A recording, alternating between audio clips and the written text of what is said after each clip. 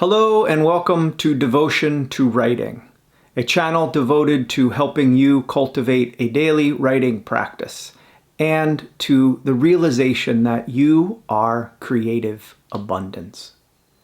So regardless of where you are on your writing journey, on your creative journey, whether you're just starting out or maybe you've always harbored a desire to write, or perhaps you wrote when you were younger and now it's years later and you're feeling again that call to get back to the writing. Whatever has inspired you to watch this video on cultivating a writing practice, I want to welcome you. Thank you for being here and thank you for watching. You know, it takes a tremendous amount of courage and love to write. And this is what I want to talk about today in this video, that there are fears and doubts that accompany us in our writing. And it takes courage and love to overcome these.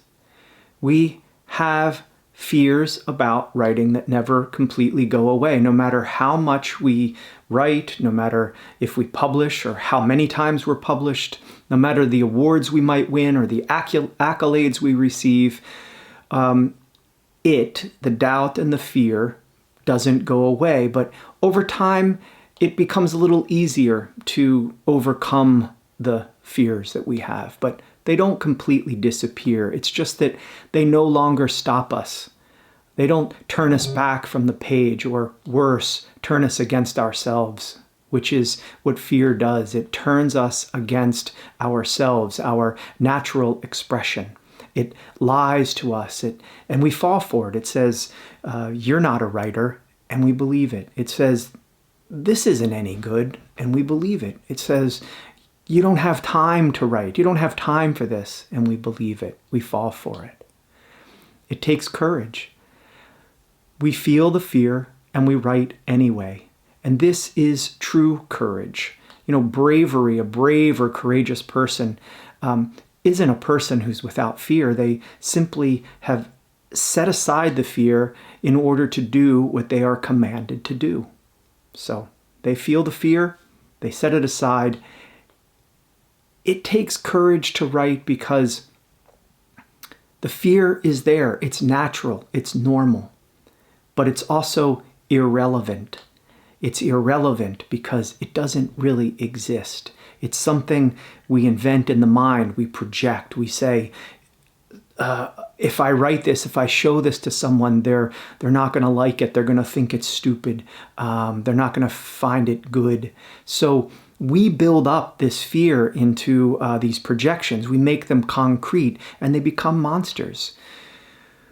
When we create, we are giving a piece of ourselves. So it's natural that we're going to feel a little trepidation about what we're doing. We are taking some very private experience and we're making it public. We're taking our memories, our imaginations, and we're sharing it publicly. Additionally, we are embellishing these, we are decorating these creations with our personal tastes, our aesthetics. That's a tremendous amount to put into the world. It's our private looking, our private listening, our relating to the world, our opinions, our preferences. And the world may not want this. It may disagree with us. It might not care for it at all. And there's a good chance that it won't care for it, but we make despite this fact. I'm not telling you this to discourage you from writing. I'm saying it because it's the reality of creating, of writing, and we do it anyway. And that's why it takes courage. We have to be courageous enough to give ourselves in full knowledge that it may not be received. And it won't be received the way we expect it to be received. I can almost guarantee that. But if we can do this, if we can create anyway, it won't matter how or if it's received. It won't matter at all because we have done it. We have shown up and we have created what we needed to do. We have said what we needed to say.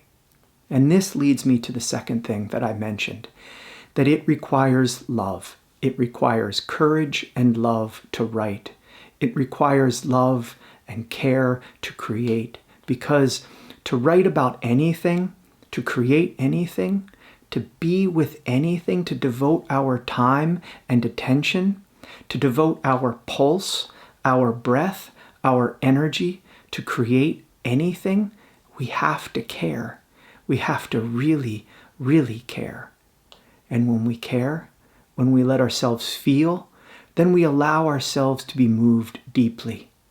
And this then goes back to the courage, to have the courage to allow ourselves to be moved by the world.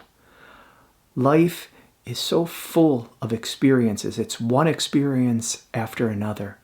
And we can choose to open ourselves to what we want, to open to the world, or we can choose to close to experiences. And we do this all the time. We can't possibly experience everything. So we do make a choice about what to open to and close to. Artists and writers choose to care enough about what they are experiencing, or at least a select number of things they are experiencing.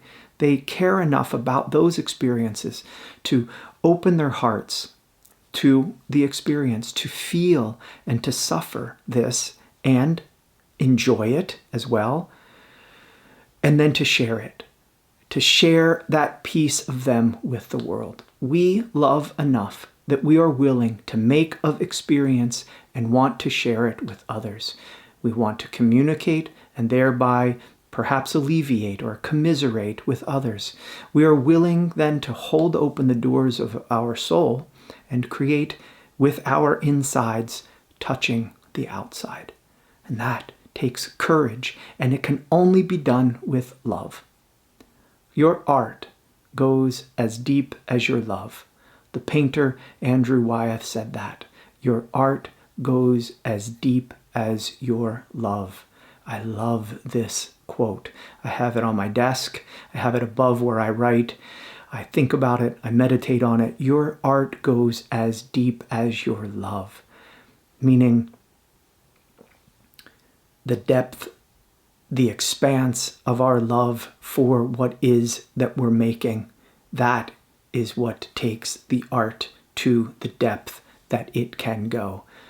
It no longer becomes superficial because it has lived, we have lived it, it has lived within us, we have loved it, we have spent time with it. It takes courage. This takes courage to engage the world so deeply, to love it, to make of your life experience. And we fear because we fear being a casualty of the world. And that is how most people live, in that fear of being a casualty, in the fear of even trying to express themselves because they fear that it won't be received or that it will kill them, or that not being received will feel like it kills them. But the writer and the artist is willing to stand there and to take in life and to mirror it. Take that risk, take it in, and risk being wrecked and risk being overcome, but loving it, which is the act of creation. Love is creation. To be alive, we have to love, and to create in the face of all that can and will and does hurt us takes courage. So, if you have your notebook close by or your laptop, and I hope you do, I hope when you watch these videos that you will have your notebook here or your laptop or whatever it is you like to write with, that you'll have that nearby and that you'll use these videos to kind of, I hope that you would use them to inspire you to get to the page, to help you get to the page and write. So to find that courage and love in you and overcome your block, your doubt, your fear, and write. And express yourself, as James Brown sang. Express yourself. If you need a prompt, then let's begin. And grab that notebook, grab that laptop, and try. Here's the prompt. What do you love? Or, what have you had the courage to face? What do you love? What have you had the courage to face in your life? Or perhaps try this, a third one. Write about a person you know who has overcome something in life with love and with courage. Thank you for watching. I hope you enjoyed this video. Please subscribe if you'd like to receive more tips to help you cultivate a daily writing practice. Also, I invite you to visit devotiontowriting.com. Here you can find out more about my work and the workshops and artist retreats I host. I hope you write deeply today. I know you will write beautifully because what you are is beautiful. Blessings.